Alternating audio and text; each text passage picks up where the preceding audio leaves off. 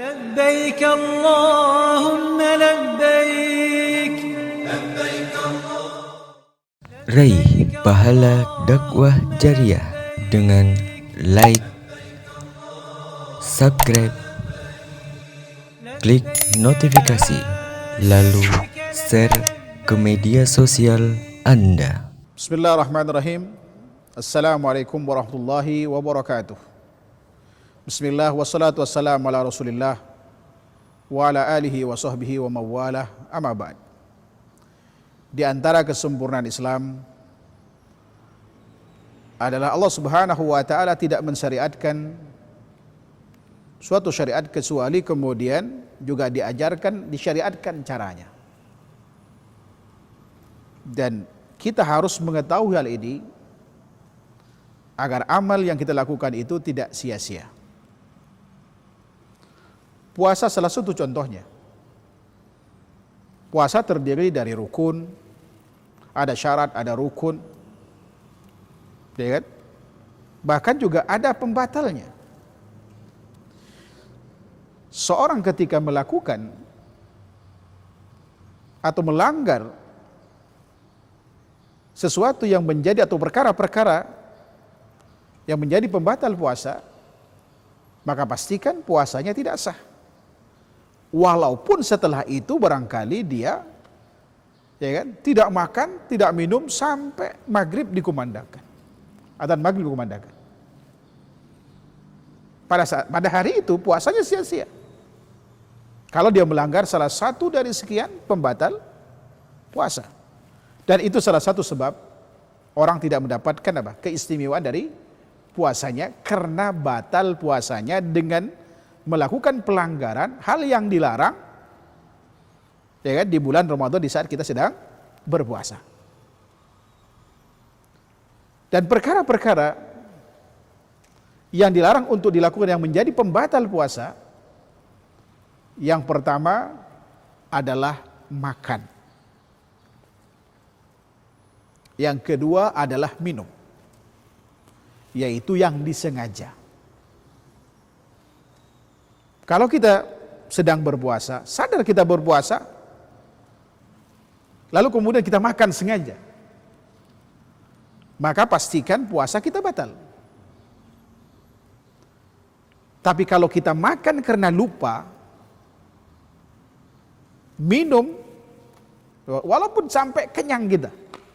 Saya pernah, ya kan, di awal Ramadan minum sampai habis 1 gelas, baru sadar puasa. Alhamdulillah. Dalam kondisi seperti ini, kita makan dan minum karena lupa, maka itu tidak membatalkan puasa, bahkan tidak mengurangi kesempurnaan pahala puasa. Puasa kita sah karenanya, karena kita melakukannya karena lupa. Oleh karenanya Rasulullah SAW pernah bersabda, "Man akala nasiyan," barang siapa yang memakan karena lupa, wa huwa shaimun, dia sedang berpuasa, falyutimma saumahu fa inna ma at'amahu Allah wa saqa, hendaklah dia menyempurnakan puasanya, karena sesungguhnya Allah lah kemudian yang memberi makan dan minum padanya. Jadi kalau kita makan dan minum karena lupa berdasarkan hadis ini, Rasulullah menganjurkan kepada kita untuk meneruskan puasa kita. Artinya puasa kita sah, tidak batal. Walaupun kita kenyang, alhamdulillah. Ini kenikmatan dari Allah Subhanahu wa ta'ala, membuat kita lupa saat itu dan kita makan karenanya. Baru setelah kenyang baru kita ingat. Nah, pertanyaannya, kalau misalkan kita sedang makan dan minum, keselak, lalu ada yang ngingatin, sedang puasa, oh iya, lalu keselak, apa yang harus dilakukan? Menelan makanan yang keselak itu, atau kemudian kita minum, boleh apa tidak? Jawabannya boleh minum, tapi batal puasa. Tapi tidak dosa, karena kita melakukan lupa dan kemudian kita minum selanjutnya walaupun sengaja, tapi karena berawal dari sebab lupa tadi. puasanya batal, kenapa? Kita minum setelah kita sadar. Tapi enggak dosa kita. Kenapa? Karena kita melakukan itu apa? Pertama kita makan karena lupa, dan minumnya terpaksa itu karena keselak. Ya kan? Kalau pingin tidak batal, walaupun keselak, tahan. Insya Allah mungkin setengah jam kemudian akan normal kembali, walaupun sakit dan tersiksa itu. Kemudian yang ketiga, muntah. Muntah yang seperti apa yang menjadi pembatal puasa sehingga kita nggak dapatkan pahala puasa? Yaitu muntah yang disengaja. Contoh muntah yang disengaja, misalkan kita punya kebiasaan naik mobil, muntah, dan kita nggak ada keperluan mendesak untuk naik mobil, tapi kita naik mobil supaya batal, dan muntah pada saat itu, maka batal puasa kita. Tetapi ketika walaupun kita punya kebiasaan muntah, tapi kita naik mobilnya karena memang ada kebutuhan yang harus, mau tidak mau kita harus naik mobil dan muntah karenanya, maka dalam kondisi seperti ini kita tidak batal walaupun muntah juga. Karena yang satu disengaja, yang kedua tidak disengaja. Dan Rasulullah SAW katakan, dalam hadis sahih Rasulullah pernah mengatakan, man dara'ahul qai falaisa alaihi qadha wa man istaqa'a amdan falyaqdi. Barang siapa yang muntah tidak disengaja, maka tidak ada kewajiban qadha baginya, artinya puasanya sah. Tapi yang muntah disengaja, maka dia wajib qadha, artinya puasanya batal. Kemudian yang keempat adalah haid. Haid termasuk pembatal puasa. Walaupun pada saat itu wanita kalau ditanya bisa nggak puasa? Bisa. Namun karena syariatnya melarang wanita yang haid itu berpuasa, maka kemudian kita tidak boleh berpuasa bagi wanita yang sedang haid.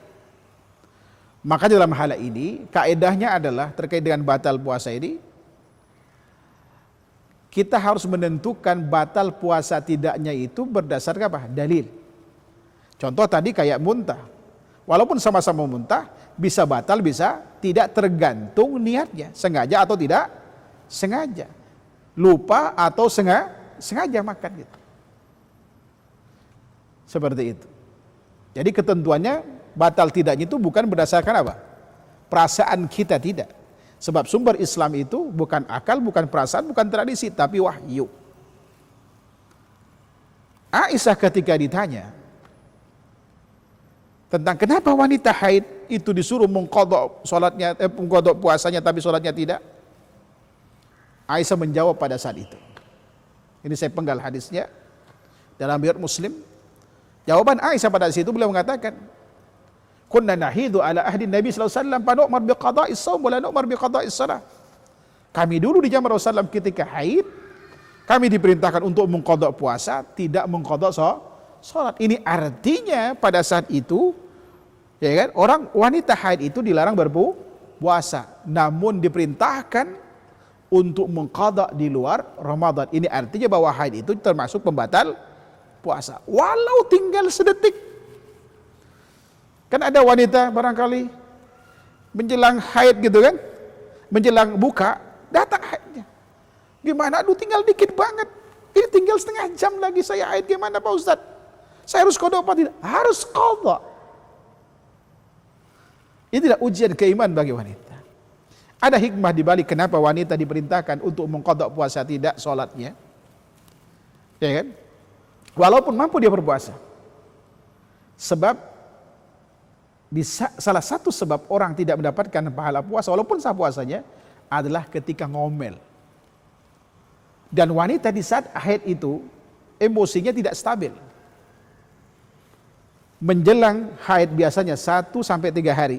3 hari sampai 1 hari. Beda 1 hari. Biasanya itu enggak stabil. Sensitif. Kemudian di hari pertama, kedua juga sama.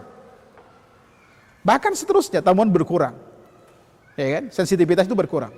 Labil dia. Andai kata diperintahkan puasa dalam kondisi haid, wanita enggak dapat pahala puasa, kena ngomel mulu. Apalagi yang punya kebiasaan ngomel. nggak haid ngomel, apalagi pas haid. Ini salah satu barangkali hikmahnya kenapa wanita ya kan dilarang untuk berpuasa di bulan Ramadan. Kemudian yang berikutnya yang kelima adalah nifas. Ulama kemudian menganalogikan ya kan nifas ini dengan haid. Dengan haid.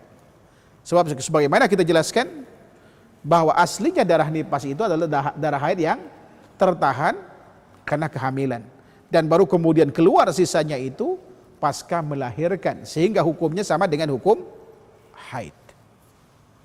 Ya kan? Kemudian yang berikutnya yang ketujuh, termasuk kemudian yang membatalkan puasa, bahkan sanksinya lebih berat dari yang lain. Kalau yang lain itu hanya mengqadha saja, ya kan? Sejumlah hari yang ditinggalkan di bulan Ramadan nanti diqadha di luar Ramadan. Tapi yang satu ini bukan hanya mengqadha hari yang ditinggalkan, tapi harus ya kan puasa 2 bulan berturut-turut. Kalau nggak mampu disuruh merdekakan hamba saya, nggak mampu disuruh makan, kasih makan 60 orang fakir miskin. Yaitu jima, berhubungan badan suami istri. Suatu hari, sahabat mulia Abu Hurairah menuturkan bahwa ada seorang laki-laki datang menjumpai Rasulullah dan berkata, "Ya Rasulullah, halaktu," kata beliau. Dalam riwayat Imam Bukhari, "Celaka aku ya Rasulullah." "Ma halakak," kata, "apa yang membuatmu celaka?" Saat itu beliau berkata, "Waqa'tu ala imra'ati bi nahari Ramadan ya Rasulullah." Aku berhubungan badan di siang hari Ramadan bersama istriku.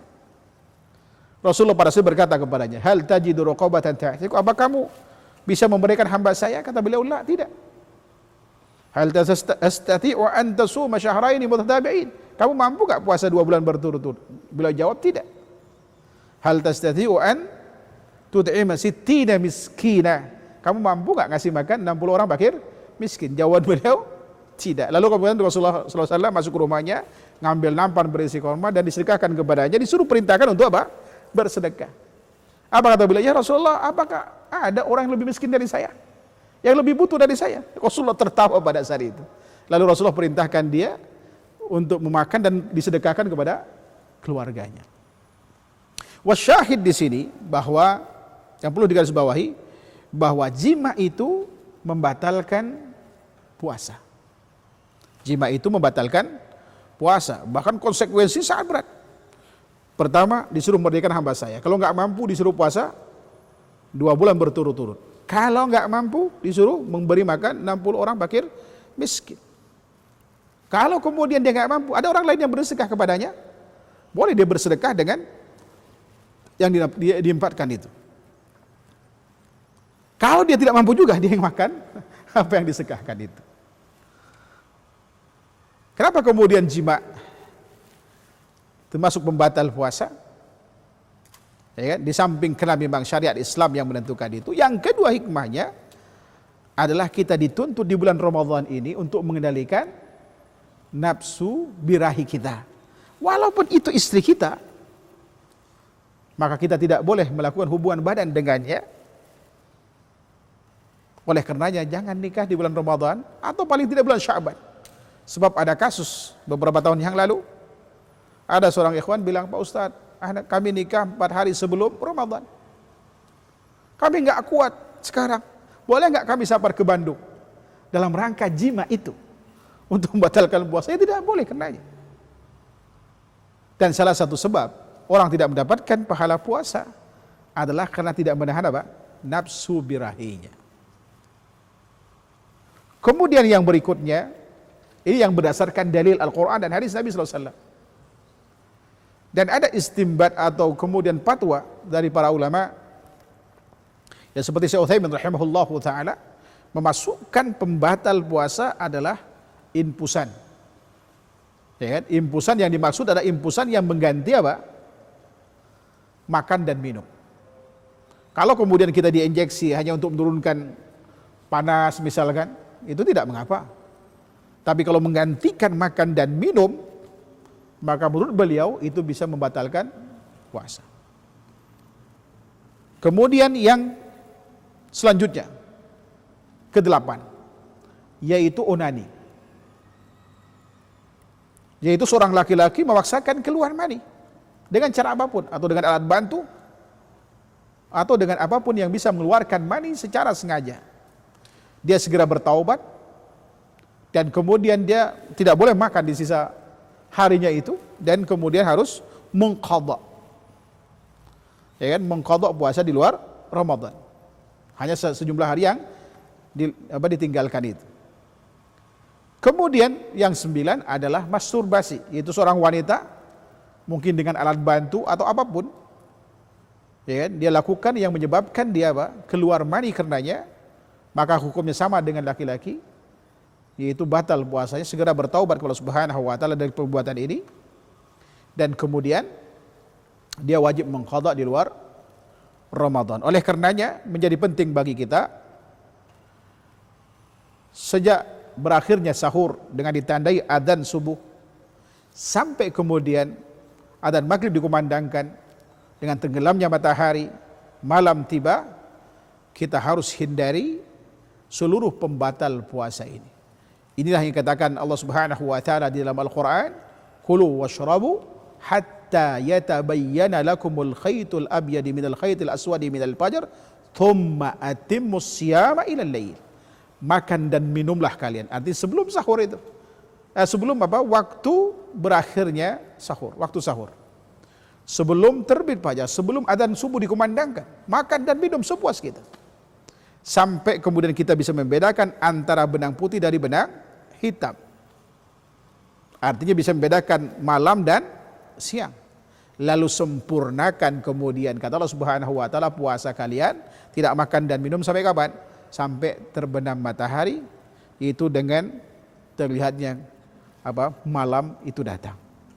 Ini barangkali yang bisa kami sampaikan berkait dengan pembatal puasa yang dapat kemudian menghilangkan kesempatan kita untuk meraih keistimewaan puasa di bulan Ramadan. Wallahu taala alam, wa sallallahu ala Muhammad wa ala alihi wa sahbihi wasallam. Subhanakallahumma wa bihamdika asyhadu an la ilaha illa anta astaghfiruka wa atubu ilaik. Assalamualaikum warahmatullahi wabarakatuh. لبيك اللهم لبيك Budaya Safari, hidupkan sunnah, jalin ukhuwah, raih barokah.